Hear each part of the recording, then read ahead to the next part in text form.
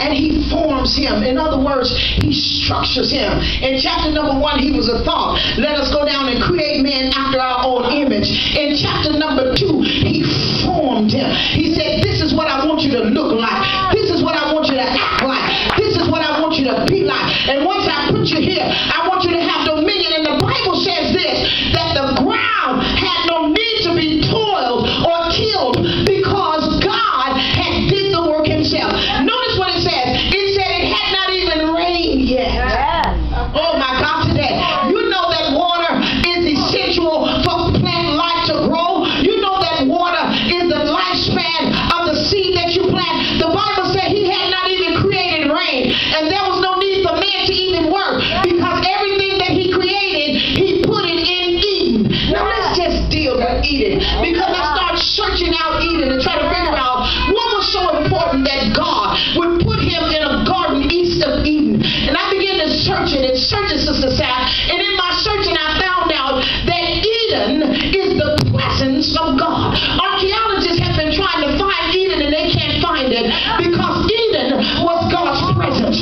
They were trying to trace the rivers that flowed from Eden, and one of the rivers was Pison, and that river was so powerful, the Bible said it was gold in the city, and the city of gold was good. And it talks about the onyx, and it talks about the building, and it talks about the pearls that was in the city. Then it talks about one river that went through Ethiopia, and Ethiopia in the Hebrew is Cush. He said a river to the black hole. Oh, y'all not hearing me. He said, I've got something for you that is in destiny if you can find your place to Eden. And one thing I found out about Eden, the presence of God is you can't drag people with you. It's a choice you have to make for yourself.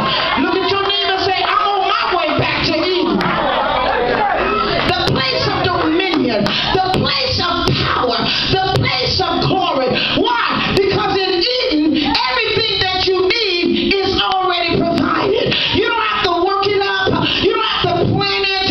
You don't have to look for it. It's already there waiting on you. If you can access Eden, how do I access Eden? By accessing the glory of God. How do I get the glory of God? By faith and obedience and worshiping him. It is a place of the presence of God. It is not a geographical location. God is omnipresent. So if you can get in the presence of God, you can access Eden. And if you can access Eden, you can have what you want because it's already there. The Bible said on the 7th day, he rested. He put a man in a place that he did not have to work. He put a man in a place that he did not have to toil. He put a man in a place where everything was in position before he put him there. Look at somebody, tell them my stuff is already in position. Woo! I just have to access Eden. Tell them again, my stuff is already in position. I don't have to go looking for nothing. I don't have to go trying to work it up. I don't have to go trying to pry it up. Everything I need is already in position. He already planted it. He already positioned it. He already called it forth. He's already made it so. All I have to do is access Eden. The original plan of God. The original plan of God. Now, if Eden is the place of the miracles, if Eden is the place of the presence of God, then once I enter his presence, everything that is needed is already provided. So if I can get back to Eden, I no longer live on top of the world, but everything in my life that is void comes subject to the glory. Come on now. Everything in my life that is empty now comes subject to the presence of the glory of God because I have tapped into Eden, the original plan of God. God never planned for us to suffer like we suffer. He never planned us to go through like we go through. He never planned for us to cry like we cry. The original plan was that we would be in a place where we would not have to struggle, where we would not have to work, but sin brought about a change. And since sin brought about a change, how do we access the glory of God? To forsake sin, to walk in obedience, to do what he says, to hold on to God, to come before him with singing and worship and praise and magnifying him, to deny ourselves. And it's not just blind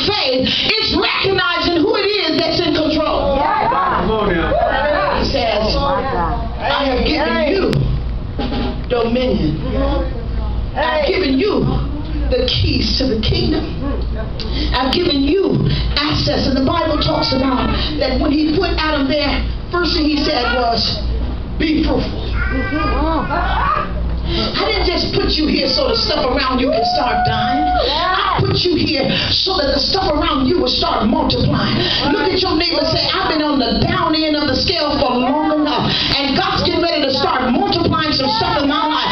I'm getting ready to uprise. I'm getting ready to come and arise to the occasion and receive. To be fruitful is to be beneficial, profitable, producing in abundance of growth.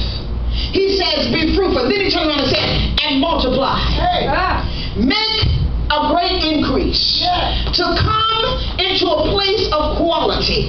To increase in number. So he says, Adam, I want you to be fruitful and multiply because I formed you as such. You know, we talk about how we've been fearfully and wonderfully made. Did you not understand that you were made to multiply? You were created to increase. You were created to be blessed. And we have lived so beneath our privileges because we have not learned how to access the kingdom.